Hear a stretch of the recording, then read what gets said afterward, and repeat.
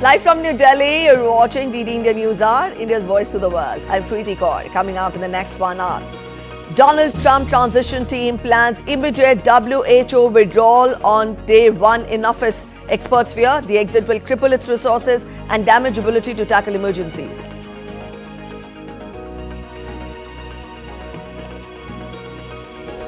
Israel admits killing of Hamas leader Haniyeh in Iran for the first time. Prime Minister Netanyahu reports progress on hostages deal but offers no timeline. Amidst reeling from months of political turmoil, France unveils fresh government with budget battle looming.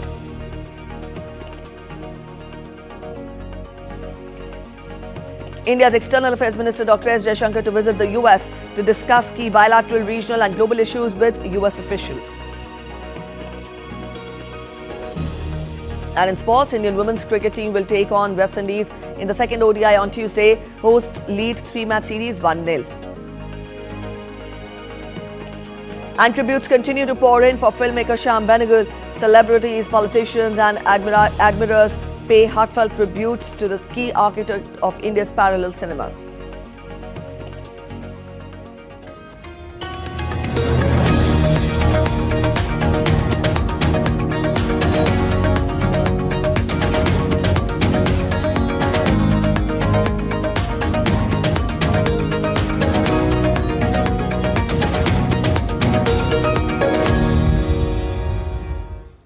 US President-elect Donald Trump is planning to pull Washington out of the World Health Organization on day 1 of his second administration. It is one of the many things he promises to execute on January 20th.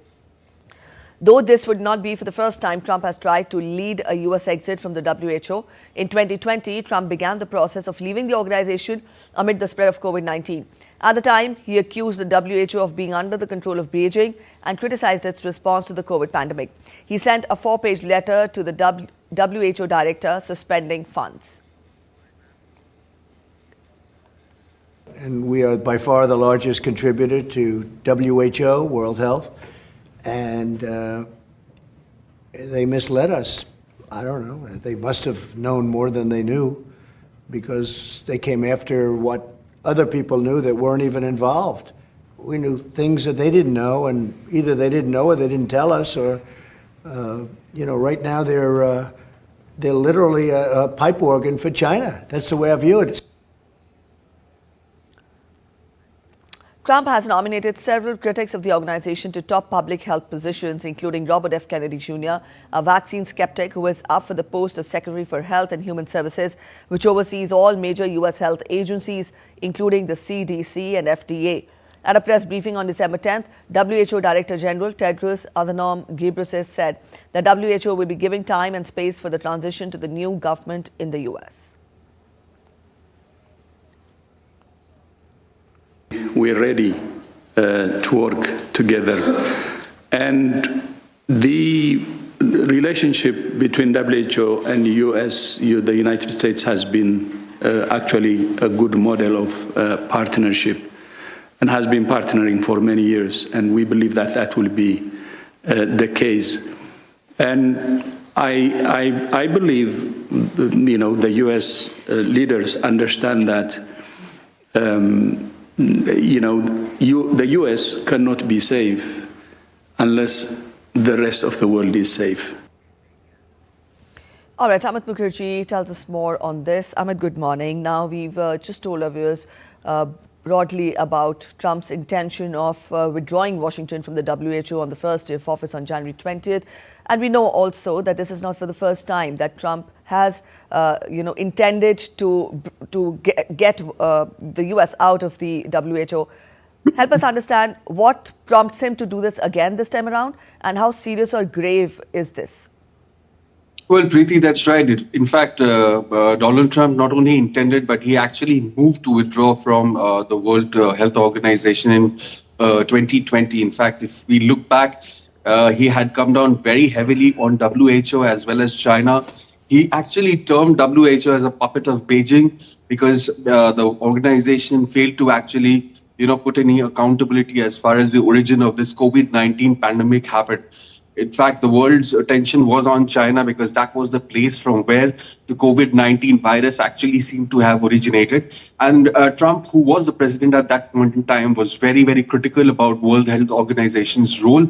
And if you look back again, there were several occasions where he actually termed the virus as the Chinese virus. So he was very, very unhappy at that point in time. In fact, he had initiated proceedings to actually withdraw from World Health Organization. And he thought might as well we do the kind of money which US gives to World Health Organization, if that fund is diverted into the US, into the to handle the states' health services, it would show better results. They could divert the money because the entire world's surveillance, a lot of diseases surveillance across the world, which actually is done by World Health Organizations, are based on the fundings which they get from the US administration. So very clearly, Trump was upset with WHO Health Organization. He moved to kind of withdraw from it. But of course, the administration changed and Joe Biden had taken over the presidency, following which it was all the efforts and the steps which were initiated by Donald Trump was reversed. Preeti? All right, Amit, we know that US is the largest contributor of funds to WHO.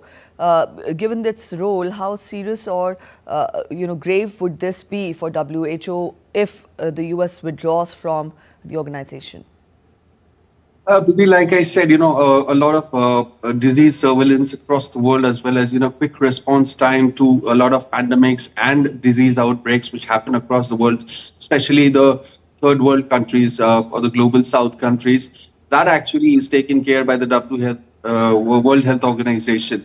And of course, US being the largest contributor of the funds to WHO, all those diseases, whether they are new ones or which has been kind of wreaking havoc over a large spread of geographic regions, those diseases are kind of tackled by World Health Organization. Again, like you said, the funding largely is done by the US administration. So definitely it will be hit at some point in time. But again, as we see the Trump administration, which is due to take over on 20th January, is already drawing its list of priorities. And as promised in the US elections, that the health services of US will be improved. In fact, he's looking at various options where Trump sees that the money which US spends is pretty useless, and if that's diverted back into the country, that could help improve services for the citizens of the US. Preeti? All right, Amit, we'll leave it here. Thank you so much for joining in with those details. A trial for the man accused of a second assassination attempt on President-elect Donald Trump was delayed until next year by a federal judge in Florida on Monday. Lawyers for the suspect, Ryan Routh, sought a delay of the scheduled February 10 trial date, citing a large volume of evidence in the case. Florida-based U.S. Judge Aileen Cannon agreed to a delay but called the defense request for a postponement until December 2025 excessive. Cannon also scheduled the case to go before a jury beginning September 8th next year. Routh is facing 5 federal charges, including attempted assassination of a major presidential candidate. Routh has pleaded not guilty.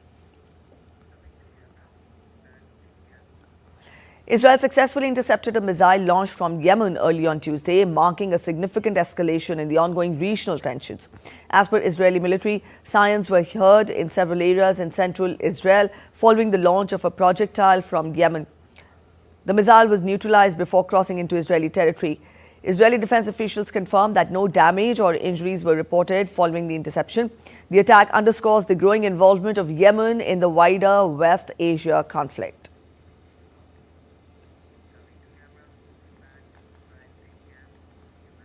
For the first time, Israeli Defense Minister Israel Katz has publicly acknowledged the assassination of Hamas leader Ismail Haniyeh in Iran in July. The move might escalate tensions between Tehran and Israel in a region already rocked by Israel's conflict with Hamas and Hezbollah. Warning Houthis, Katz also said that Israeli troops would also decapitate the leadership of Houthi rebels. Until now, Israel has never admitted to killing Haniyeh, but Iran and Hamas had blamed it for Hamas political leader's death. Haniyeh was killed in a guest house in Tehran on July 31st. Israel has also allegedly killed Nasrallah in a Beirut bombing on September 27th, which was followed by killing of Haniyeh's successor Sinwar on October 16th. These days, when the Houthi terrorist organization is firing missiles at Israel, I want to convey a clear message to them at the beginning of my remarks. We have defeated Hamas, we have won over Hezbollah, we have blinded Iran's defense systems and damaged the production systems, we have toppled the Assad regime in Syria, we have dealt a severe blow to the axis of evil, and we will also deal a severe blow to the Houthi terrorist organization in Yemen, which remains the last to stand and fire at Israel. We will damage its strategic infrastructure and we will behead its leaders, just as we did to Haniyeh, Sinwar, and Nasrallah in Tehran, Gaza, and Lebanon. We will do it in Hodeidah and Sana'a. Whoever will raise his hand to Israel, his hand will be severed. The IDF's long arm will harm him and will settle the score.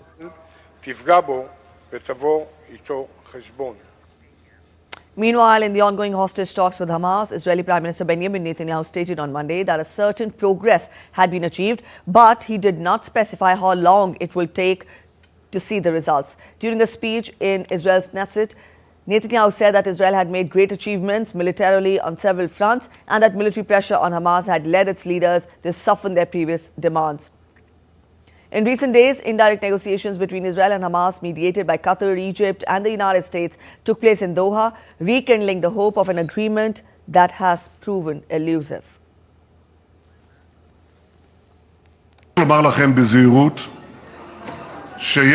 I want to tell you cautiously that there is a certain progress, and this certain progress is due to three main reasons.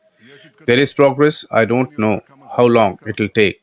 We will continue to operate in any way and without a pause until we bring them all back home from the enemy's land. We do not take our eyes off Iran, that is threatening to eliminate us. And we are determined to stop Iran from reaching nuclear weapon as well as other weapons that could threaten our cities. Ukrainian President Volodymyr Zelensky has criticized world leaders for doing almost nothing to counteract Russia's military cooperation.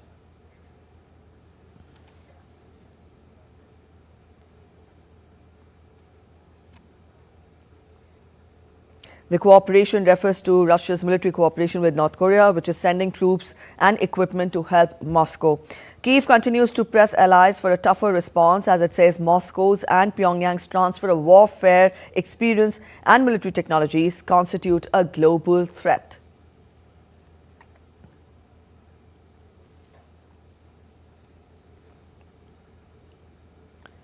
Zelensky also said that over 3,000 North Korean soldiers have been killed and wounded in Russia's Kursk region and warned that Pyongyang could send more personnel and equipment for Moscow's army.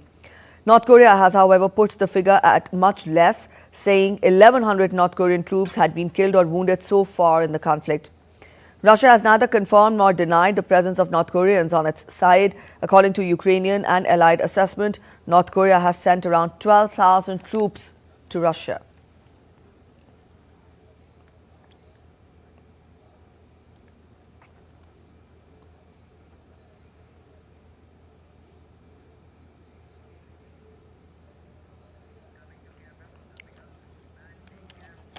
You're watching DD India News Hour. We're heading for a short break, but after the break, Liu Jimenjian, the suspect accused of killing United Healthcare CEO Brian Thompson, pleads not guilty to murder charges.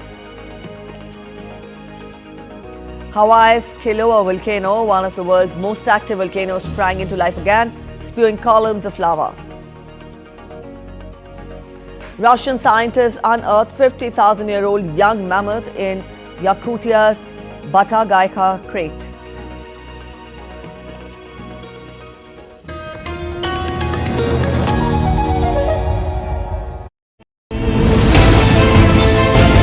Geopolitics and trade deals. Economic challenges amid development. Hard work and the path to prosperity. It's the economy always. Between walkers, money is what money does and says, supply creates its own demand. Between the bulls pulls and bears tears. When supply chains globalization and India rises to the podium. We'll get you centered with the economic brief at 8 p.m. every Thursday on DD India.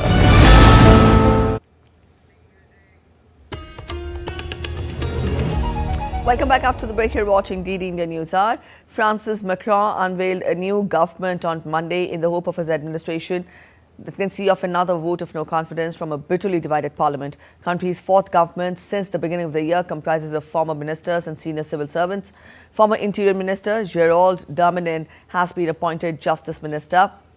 The former Prime Minister Elizabeth Borne, a technocrat, returns to government as Education Secretary. Another former Prime Minister, Manuel Valls, who served under the Socialist President François Hollande, has been appointed Overseas Minister. Jean-Noël Barrot will remain as a Foreign Secretary, while the right-winger Bruno Retailleau has been reappointed Interior Minister.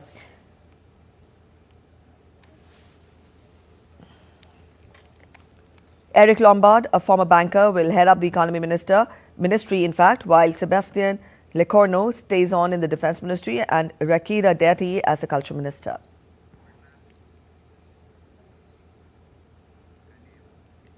One of the government's first tasks, led by Francois Bayrou, appointed by Emmanuel Macron 10 days ago, would be to draw up a 2025 budget bill and reduce budget deficit, which is expected to reach 6% GDP by the end of the year, well above the 3% GDP the European Union requires of the member states. With the new government in place, Bayrou said that his picks would steer the country towards unity and stability and would provide answers to citizens gripped by worry and fears of insecurity.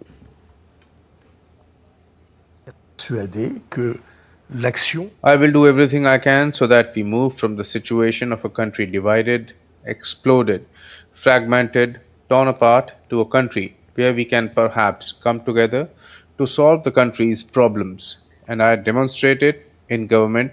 I demonstrate it, I hope, in the way I approach problems. Pour résoudre les problèmes du pays.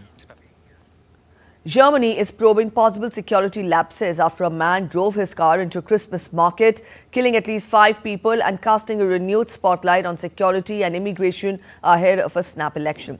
The possible motive of the arrested suspect, a 50-year-old psychiatrist from Saudi Arabia with a history of anti-Islamic rhetoric, remains unknown. The man, identified only as Talib A, had left video messages on his social media platform X on the day of the attack. In rambling commentary, he variously blamed Germany's supposed liberalism for the death of Socrates, an ancient Greek philosopher, and accused police of stealing a USB stick from him and destroying a criminal complaint he had filed. As a nation mourned, the citizens leaving flowers and lighting candles in Magdeburg, where the incident took place on Friday, questions swirled about whether more could have been done. In fact, what more could have been done and whether the authorities could have acted on warnings. The attack occurred 2 months before snap elections in February, where the AfD is polling in second place and is particularly strong in eastern Germany, where Magdeburg is located. A local hospital said it was still treating 72 injured people, of which 15 were in severe condition. Around 3,500 people attended a rally of the anti-migrant AfD on Magdeburg's Cathedral Square late on Monday. Federal Interior Minister Nancy Faeser called for tougher internal security laws to be adopted, including a new act to strengthen police forces as well as introduction of biometric surveillance, while co-leader Alice Weidel called for change.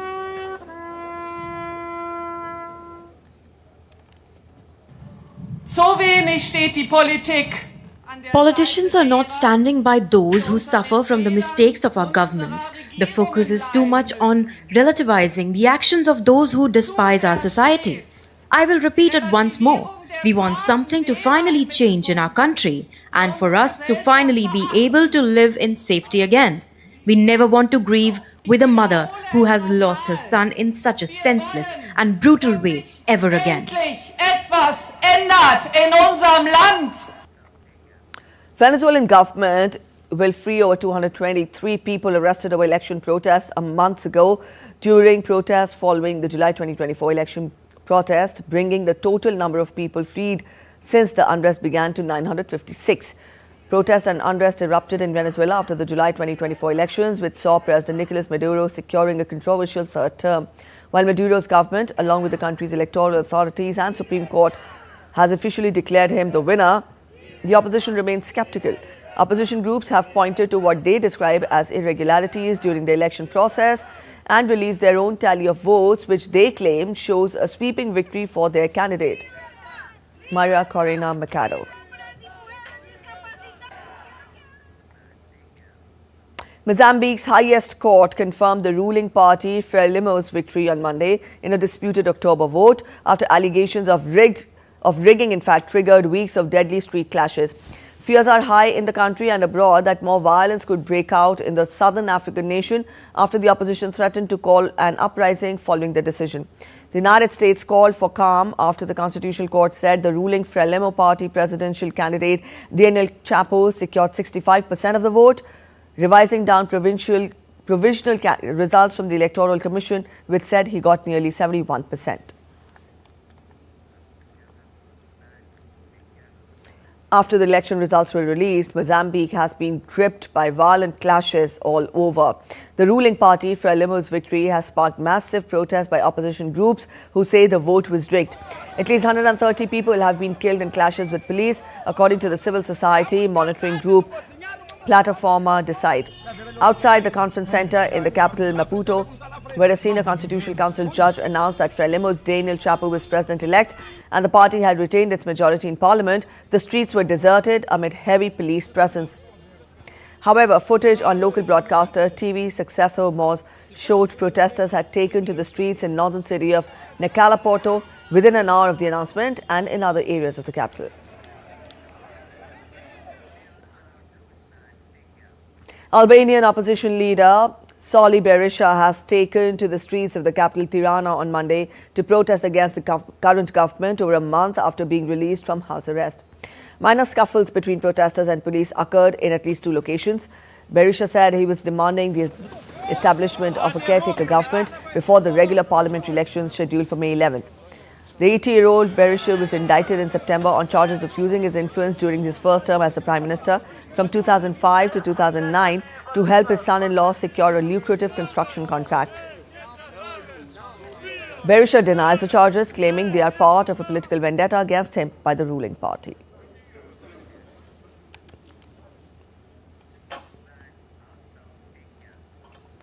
The suspect accused of killing United Healthcare CEO Brian Thompson has pleaded not guilty to New York State murder and terrorism charges. Luigi Menjon appeared in court on Monday to be arraigned on 11 state criminal counts, including first-degree murder and murder as a crime of terrorism. He is also accused of federal stalking and murder offences that could lead to a death penalty sentence. Prosecutors have said the federal and state cases will move forward parallel with one another. If convicted of all the counts, he would face a mandatory sentence of life in prison without the possibility of parole. The suspect is currently in federal custody at the Metropolitan Detention Center in Brooklyn after being returned to New York amid heavy security last week. A 33-year-old Guatemalan citizen was charged with murder and arson on Monday after allegedly lighting a woman on fire and watching her burn to death on a New York City subway train over the weekend.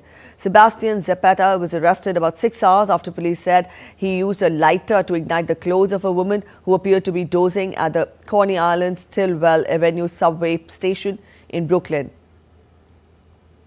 Police said there appeared to have been no prior interaction between the assailant and the victim, who has not been identified. Zapata is in custody and it was not immediately clear if he had a lawyer. Iraqi authorities on Monday announced that the energy-rich country would eliminate the polluting practice of gas flaring by the end of 2027. Gas flaring during the production or processing of crude is intended to convert excess methane to carbon dioxide, but the process is often incomplete, resulting in further methane release. According to World Bank, Iraq has the third highest global rate of gas flaring after Russia and Iran, having flared about 18 billion cubic meters of gas in 2023. Iraq is considered by the United Nations to be one of the 5 countries most vulnerable to some impact of climate change. In recent years, it has suffered increasingly from droughts and further desertification, with the country gripped by dust storms much of the year.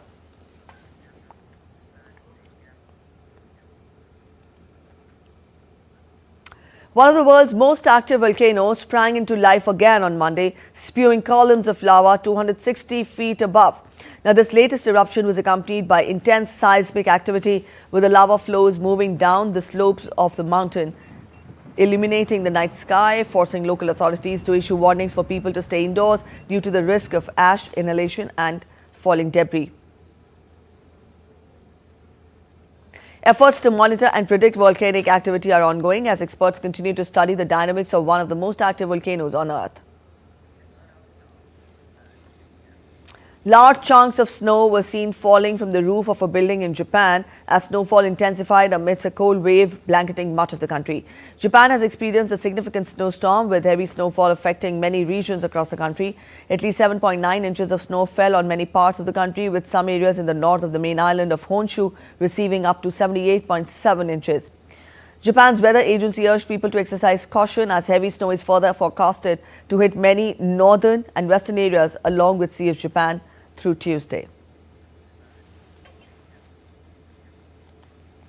The French Alps are experiencing the magic of Christmas as heavy snowfall transforms the region into a winter wonderland, drawing tourists from around the world to its renowned ski resorts. The heavy snow, which began falling earlier this week, has created perfect skiing conditions, with powdery snow blanketing the slopes and enhancing the festive atmosphere. As the snow continues to fall, both tourists and locals alike are reveling in the festive charm and excitement that the Alps bring during this special time of the year. Over 174 skiers were safely rescued from gondolas at Winter Park Resort in Colorado after a ski lift cracked at the popular resort over the weekend. The incident occurred on Saturday when the crack caused the gondolas to come to a sudden halt, leaving 174 skiers stranded mid-air. Skiers rappelled through a rope from the gondolas, with all reaching the ground safely. Investigations are ongoing to determine the cause of the structural failure and ensure that it does not happen again. A quick look at other stories making it to the headlines from across the world. Former Democratic U.S. President Bill Clinton, 78 years of age, was hospitalized on Monday with fever. His deputy chief of staff said he is in good spirits and grateful for the care he is receiving, though it is not an emergency situation. Russian scientists discover preserved remains of a young mammoth from some 50,000 years ago. This was found in the permafrost-covered region of Yakutia. The creature, resembling a small elephant with a trunk, was recovered from Batagaika crater, which is more than 80 meters deep. Volunteers hang festive lights along UK's National COVID Memorial Wall to reflect and remember those who are not with us over the Christmas period. The wall, nestled on the banks of the Thames opposite the British Parliament, hosts a memorial consisting of some 100,000 painted hearts, each one representing a person who has passed away from COVID in the UK. You're watching DD India News. A quick break ahead, but after the break, 24 December is National Consumer Day, highlighting consumer rights.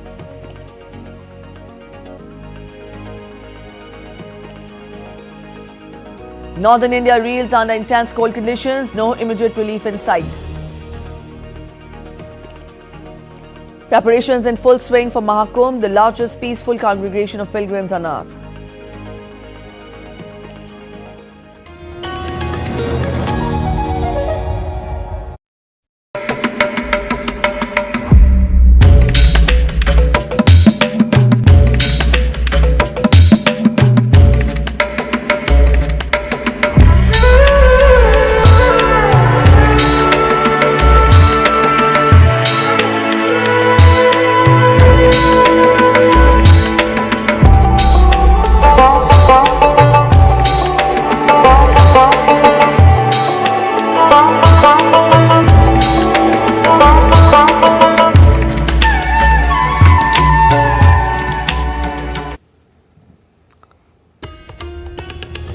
Welcome back after the break. You're watching DD India News Hour. A quick relook at the top stories now. Donald Trump transition team plans immediate WHO withdrawal on day one in office. Experts fear the exit will cripple the resources and damage ability to tackle emergencies. Israel admits killing of Hamas leader Haniyeh in Iran for the first time. Prime Minister Netanyahu reports progress on hostages deal but offers no timeline.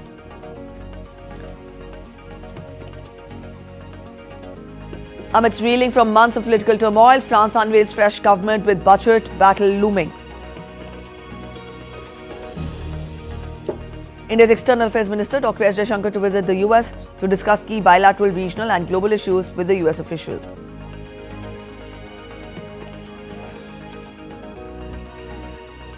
India's External Affairs Minister Dr. Jaishankar will visit the US from 24 to 29th of December. Minister Jaishankar will meet US officials to discuss bilateral, regional and global issues. During the visit, the minister will also chair a conference of the Consuls General of India in the US.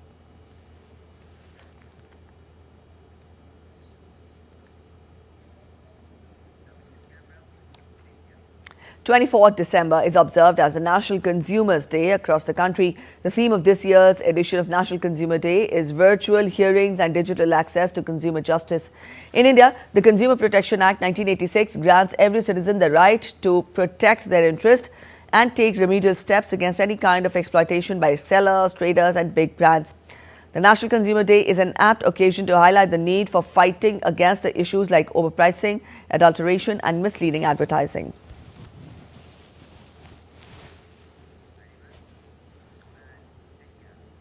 A key figure of the Indian parallel cinema, veteran director and screenwriter Shyam Benegal passed away at the age of 90 on Monday.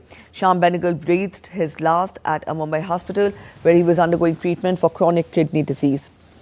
He was recipient of several awards including Dadasaheb Phalke Award, National Film Award, Padma Shri and Padma Bhushan for his outstanding contribution to the field of arts during a career spanning around 6 decades. His acclaimed films include Manthan, Zubeda and Sardari Begum. Blessed with boundless creative energy, he reinvented himself as a director at different stages of his career. He also experimented with different themes, subjects and formats and made over 20 feature films, 70 documentaries and short films. What was remarkable is that most of his work stood the test of time and remains relevant even today.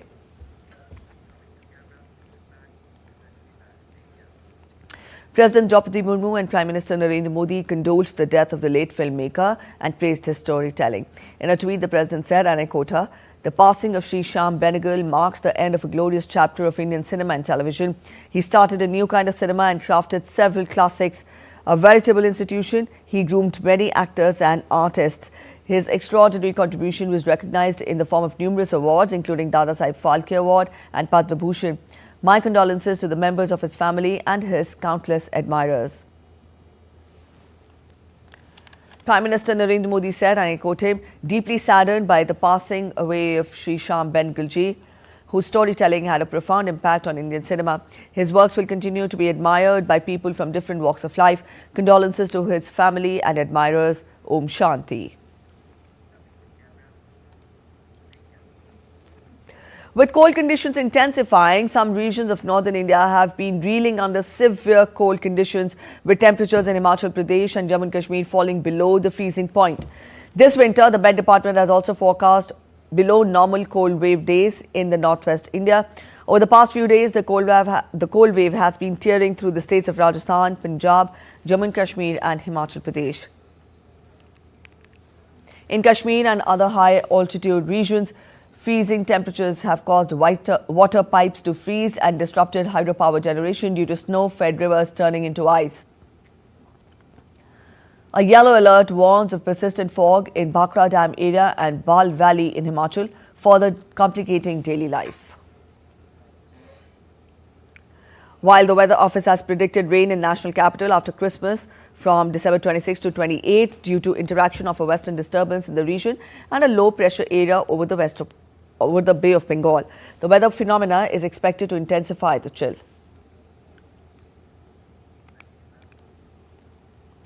The picturesque capital of Himachal Pradesh, Shimla, transformed into a winter wonderland on Monday as light snowfall blanketed the Queen of Hills in pristine white. The much-awaited fresh snowfall brought smiles to the faces of locals and tourists alike. Tourists flocked to the town's scenic spots to enjoy the mesmerizing views and the joy of experiencing falling snow. The winter wonderland into a logistical nightmare has turned as around 1,000 vehicles got stuck while tourists were stranded in their vehicles for hours between Solang and Atal Tunnel in Rohtang. Later, police launched a rescue operation and shifted around 700 tourists to safe places.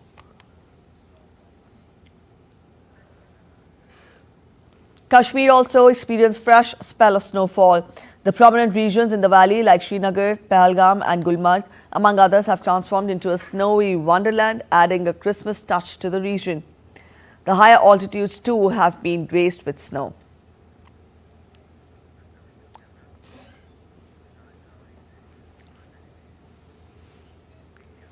Our correspondent Muskan Chaudhary joins us from Shimla. Muskan, good morning. Now, we've told our viewers how Shimla has turned into a winter wonderland. You tell us, how has the morning begun there and what are the predictions for the weather ahead?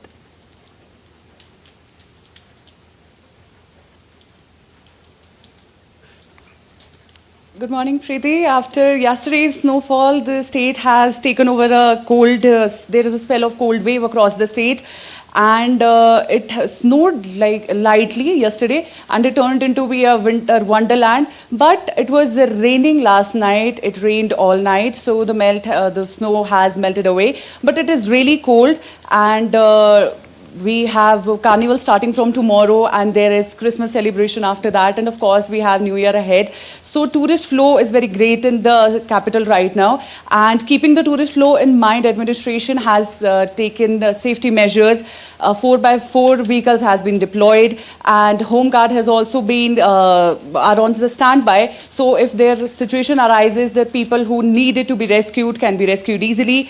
But in between all this, IMD has issued dry spell for 25 and 26 December, although there will be heavy to light snowfall in the hilly areas on 28 and 29 December. So we can also accept a winter New Year this time.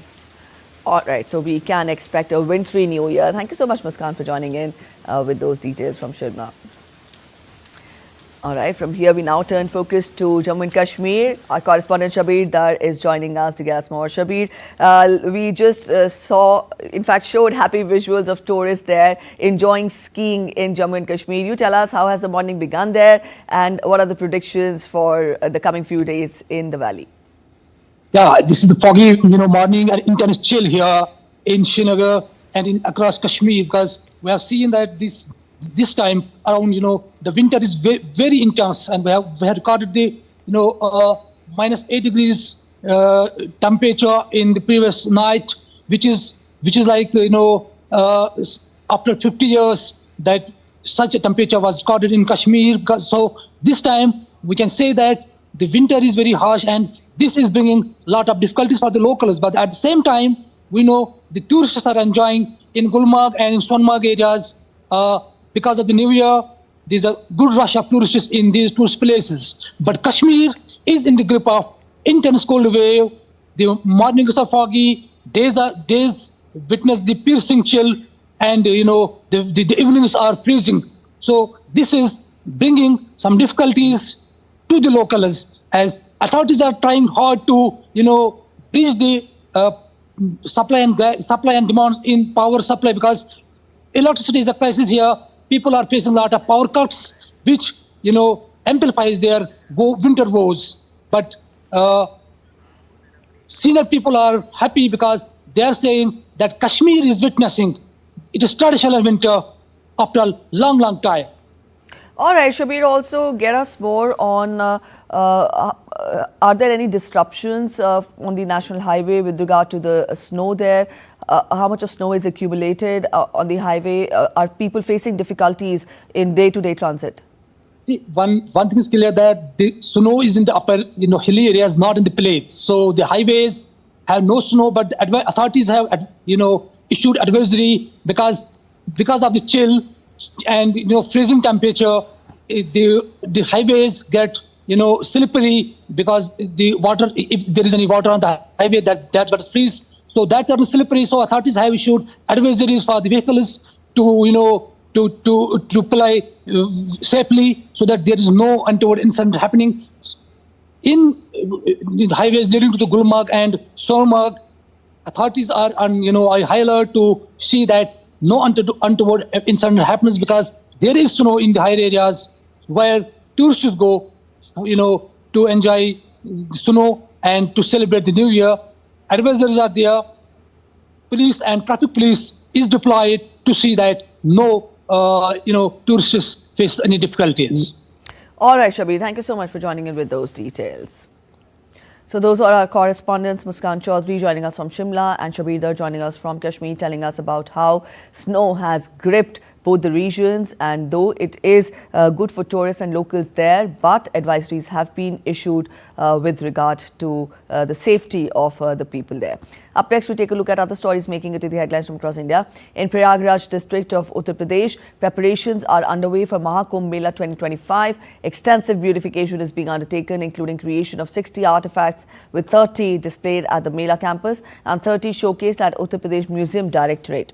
The Mahakumbh is held once every 12 years and is scheduled to begin on January 13th and will conclude on February 26, 2025.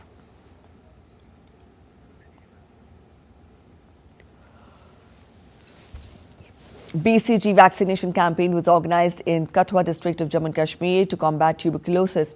Authorities have requested all citizens to take advantage of the drive and contact their nearest health centers, clinics or TB staff for further information. Notably, as a signatory to the United Nations Sustainable Development Goals, India is committed to meeting the target of ending TB by 2025, 5 years ahead of the SDG deadline of 2030. Pre-celebrations for Christmas festivities are in full swing in India. On the occasion, the 50th annual cake show was organized at the palace grounds in Bengaluru city. Cakes in the shapes of Nadaprabhu, Kempegoda were some of the highlights, among other very creative and intricate shapes. Christmas decorations in India's southern state of Karnataka illuminated the streets. Many churches were seen all decked up with intricate lights for the festivities. You're watching DD India News Hour. We are heading for a short break, but after the break, 2024 to end on a positive note.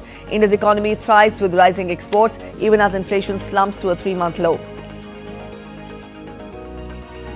Indian chess grandmaster Arjun Ergai is all set to participate in the upcoming World Rapid and Blitz Championship in New York.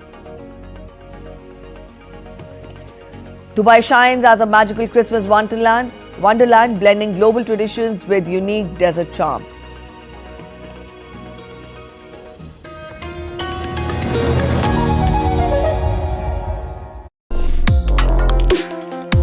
Complex issues, hidden agendas, twists and turns, strategic games.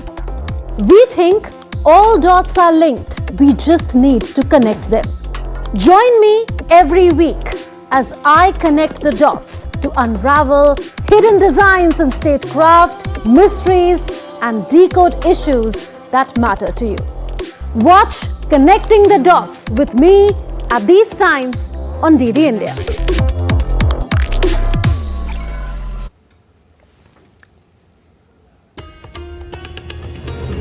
Welcome back after the break. You're watching DD India News Hour. Let's get you updates from the world of business now. India's economy is surging ahead with exports rising and inflation easing. In the first part of 2024, total exports reached $536 billion, driven by sectors such as electronics, engineering, goods and textiles. With these gains, Indians are also benefiting as inflation drops to a 3-month low, driven by falling food prices. DD India's Mihir Mekhuri gets us more on this. India's economy is on a fast track with exports rising and inflation easing. The country now exports to over 200 nations and territories covering 31 key commodities. From April to November 2024, India's total exports stands at $536.25 billion, reflecting a growth of 7.61% compared to last year. Non-petroleum exports have also surged, reaching $239.7 billion, up 7.38% from 2023. Surpassing the previous record of $233 billion set in 2022. Key sectors driving this growth include electronic goods, engineering products, rice, marine exports, and textiles. This economic growth is also benefiting ordinary Indians. In November, the wholesale price index dropped to a 3-month low of 1.89%, primarily due to falling food prices, especially vegetables. As 2024 comes to a close, it marks a decade since the launch of Prime Minister Modi's landmark Make in India initiative. Aimed at strengthening India's manufacturing sector, it has created jobs and enhanced the country's global economic standing. Now, in its Make in India 2.0 phase, covering 27 sectors, the initiative continues to drive growth and cement India's role as a global manufacturing powerhouse. India has also reached a major milestone, becoming the world's second largest mobile manufacturer, producing 99.2% of the smartphones sold domestically. In defense, production surged to $15.12 billion in 2023-24, with exports crossing $2.5 billion to over 90 countries. The production-linked incentive scheme remains a key catalyst for these successes, fueling innovation and efficiency across critical industries. Together, these efforts are transforming India into a global economic powerhouse, creating jobs, enhancing competitiveness, and strengthening its position in the world market. The future looks bright as India continues to lead the way in global manufacturing and exports. Mihir Makori's report, DD India. Nordstrom will be acquired by its founding family and Mexican retailer Liverpool for nearly $4 billion in an all-cash deal, leaving public markets after 54 years as the business attempts to tackle slowing demand. The $24.25 per share deal is 42% higher than the stock's close on March 18th. Nordstrom's shares have fallen nearly 70% from their all-time peak in 2015 as the rise of e-commerce giants such as Amazon led to a change in consumer shopping habits. Professor at New York's Fashion Institute of Technology, Mary Epner, said this is a great time for them to go private. I think it's an excellent time to do that, and I think they're in for big changes. What's interesting about Nordstrom is that they tried to go private in 2018, and there was an offer on the table for almost double the price per share, and the board rejected it. And the board just unanimously approved this offer with El Porto. So this is an exciting opportunity. And given the retail environment, I think this is a great time for them to go private. Higher input costs and supply chain snags following the COVID pandemic have also pressurized the company.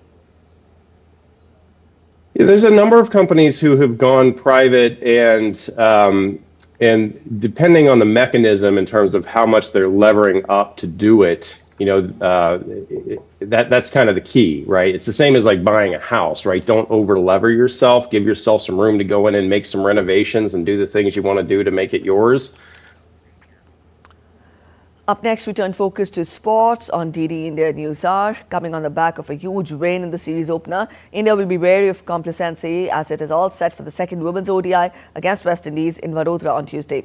Shrugging off the disappointment of an ODI series defeat in Australia earlier this month, the women in blue have had a memorable outing over the last few days. The side convincingly clinched the T20 International Series against the West Indies, followed by a dominating performance in the first ODI with a massive 211-run win, and it will hope to keep the momentum going. Keeping next year's ODI World Cup in mind, India has experimented quite a bit by handing debuts to Priya Mishra and Pratika Rawal, and both have delivered. Leading up to the ICC event next year, the home team will be hoping to create a pool of younger talent.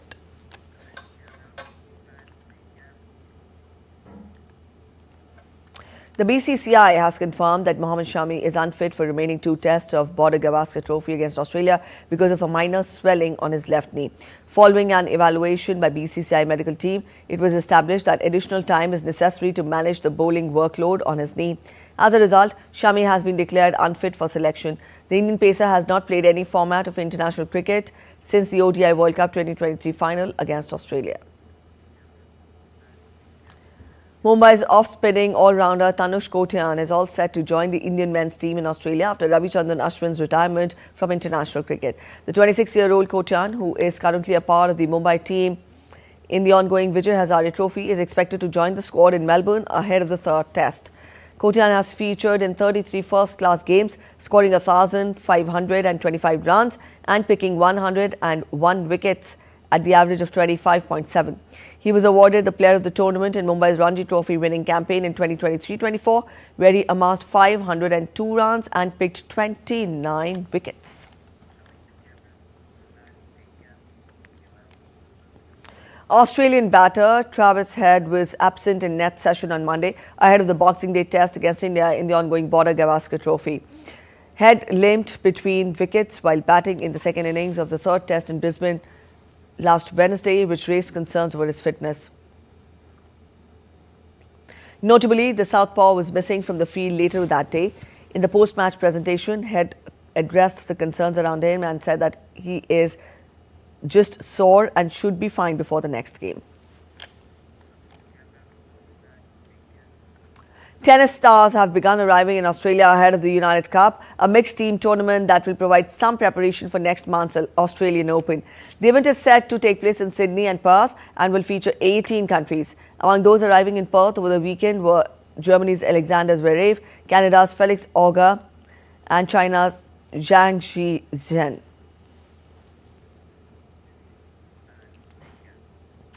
Indian chess grandmaster Arjun Ergaizi is all set to participate in the upcoming World Rapid and Blitz Championships in New York starting soon. The tournament, held from December 26 to 31st, is set to feature chess stars such as Magnus Carlsen, Fabiano Caruana, Ian Nepomniachtchi, Boris Gelfand and many others. Arjun Ergaizi, who is currently the world number 4 and the top-ranked Indian in FIDE ratings, had written on social media on Friday last week that he had not received the visa required to travel and compete in the tournament. However, now he has received the US visa. Arjun recently became only the second Indian after 5-time world champion Viswanathan Anand to cross the 2,800 mark in ELO ratings.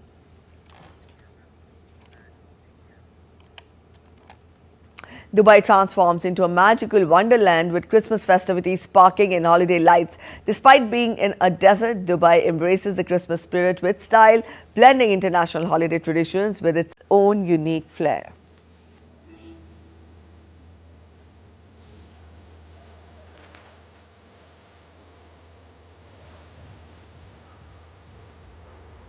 We wish you a Merry Christmas. We wish you a Merry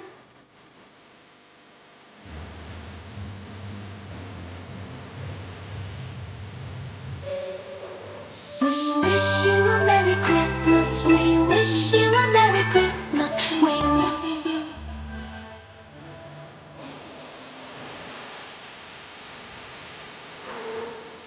wish you a Merry Christmas. We wish you a Merry Christmas.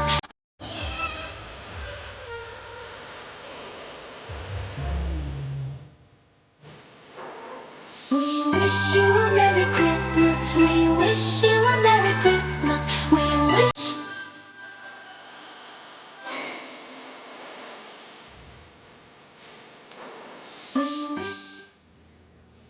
India's public broadcaster Prasar Bharati has recently launched Waves, entering the field of OTT platform. Waves provides a complete infotainment ecosystem to digital media and OTT audience. If you also want great content for free, then download Waves today.